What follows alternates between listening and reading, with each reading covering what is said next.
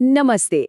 कभी सोचा है कि जब हम किसी वेबसाइट पर कोई बटन क्लिक करते हैं तो उसके पीछे होता क्या है? आज हम इसी वेब सिस्टम की दुनिया में थोड़ा अंदर चलेंगे और खासकर उस हिस्से को समझेंगे जिससे हम सब मतलब हर कोई रोजाना इंटरैक्ट करता है, यानी फ्रंट एंड। तो सवाल यही है, एक छोटे से क्लिक के पीछे कितनी बड़ी दुनिया छिपी होती है? चलिए आज इसी सवाल का जवाब ढूंढते हैं। तो देखिए, किसी भी मॉडर्न वेब एप्लीकेशन के ना ये 3 मेन पिलर्स होते हैं। इसे आज की हमारी पूरी बातचीत का एक तरह से नक्शा या ब्लूप्रिंट मान लीजिए। पहला है क्लाइंट, मतलब वो हिस्सा जो हमें दिखता है। दूसरा है सर्वर, जो सारा काम करता है। और तीसरा है डेटाबेस, जो सब कुछ याद रखता है। चलिए अब इन 3 स्तंभों को थोड़ा और करीब से देखते हैं, क्योंकि ये तीनों जब साथ मिलकर काम करते हैं तभी कोई भी एप्लीकेशन चल पाती है। तो अगर बहुत ही सीधे सीधे समझे तो क्लाइंट यूजर सिस्टम यानी फ्रंट एंड वो है जो हमें अपनी स्क्रीन पर नजर आता है। सर्वर यानी बैक एंड पर्दे के पीछे का पूरा दिमाग है जो सारी प्रोसेसिंग करता है। और डेटाबेस वो है सिस्टम की याददाश्त जहां सारा डेटा स्टोर होता है। अब इन तीनों में से आज हम खास तौर पर उस हिस्से पर फोकस करेंगे जो हमारे पूरे एक्सपीरियंस को बनाता है, यानी क्लाइंट यूजर सिस्टम, जिसे हम सब फ्रंट एंड के नाम से जानते हैं। तो आखिर ये फ्रंट एंड है क्या? सीधी सी बात है, ये वो सब कुछ है जो हमें स्क्रीन पर दिखता है और जिससे हम इंटरैक्ट करते हैं। मतलब जिस भी बटन पर क्लिक किया, जिस भी मेन्यू को स्क्रॉल किया, जो भी तस्वीर देखी, ये सब फ्रंट एंड का ही कमाल है। इसका मेन काम बस इतना है कि हमारे हर एक्शन को, हमारे क्लिक्स को, हमारे स्वाइप्स को ऐसी कमांड्स में बदल दे जिसे सिस्टम समझ सके। इसको समझने का सबसे बढ़िया तरीका है एक कार का एग्जाम्पल।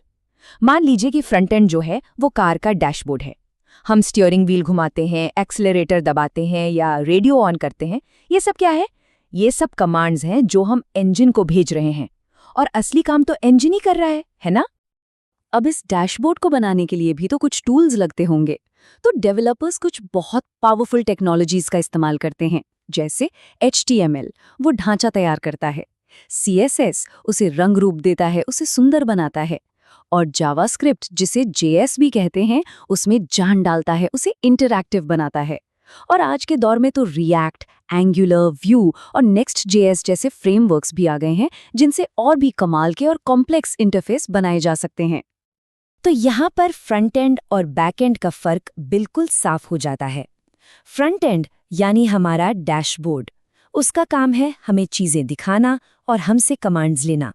वहीं बैक एंड यानी इंजन, उसका काम है उस कमांड को प्रोसेस करना, सारा लॉजिक लगाना और डेटाबेस से बात करके डेटा को मैनेज करना। अच्छा, तो ये डैशबोर्ड और इंजन यानी फ्रंट एंड और बैक एंड, ये आपस में बात कैसे करते हैं? इनकी भी तो कोई भाषा होगी।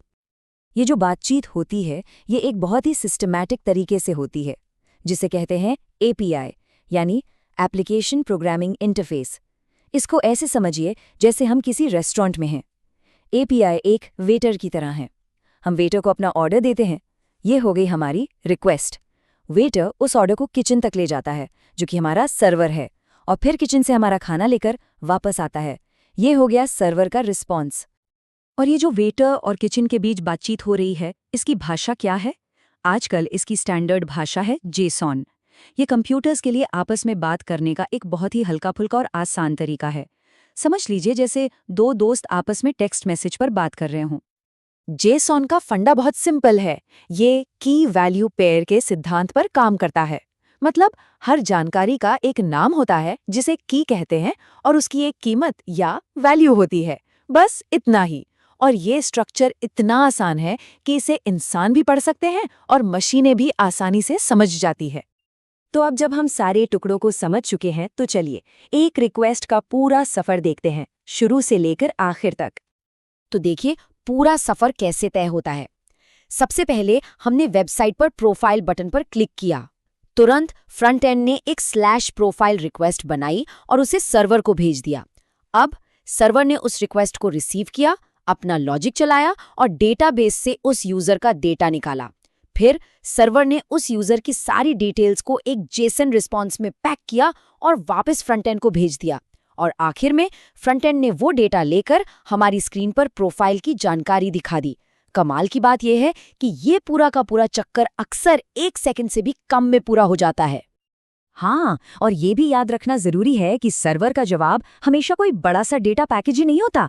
कभी कभी बस एक छोटा सा कंफर्मेशन मैसेज भी हो सकता है, जैसे अपडेटेड सक्सेसफुली। तो अब सवाल ये उठता है कि सिस्टम को ऐसे अलग अलग हिस्सों में बनाया ही क्यों जाता है? इस तरह का आर्किटेक्चर क्यों जरूरी है? इसके पीछे बहुत अच्छे कारण हैं। इसका सबसे बड़ा फायदा है स्पेशलाइजेशन। मतलब फ्रंट एंड टीम अपना पूरा ध्यान एक सुंदर और स्मूथ यूजर एक्सपीरियंस बनाने पर लगा सकती है। वहीं बैक एंड टीम ये पक्का कर सकती है कि सिस्टम का इंजन बिल्कुल मजबूती से और तेजी से चले।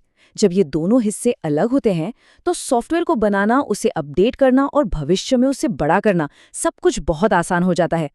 इस बात को समझने के लिए चलिए एक बार फिर से अपनी कार वाली मिसाल पर चलते हैं। सोचकर देखिए, अगर किसी कार का इंजन और उसका डैशबोर्ड दोनों को एक साथ वेल्ड कर दिया जाए, वो एक ही टुकड़ा हो, तो क्या होगा? अगर सिर्फ इंजन को अपग्रेड करना हो तो पूरा का पूरा डैशबोर्ड भी बदलना पड़ेगा, है ना? बस यही वजह है कि सॉफ्टवेयर में भी इन हिस्सों को अलग अलग रखना इतना जरूरी है। तो अगली बार जब भी किसी वेबसाइट पर कोई बटन क्लिक हो तो उस एक छोटे से क्लिक के पीछे छिपी इस पूरी जटिल और कमाल की दुनिया को जरूर याद रखिएगा।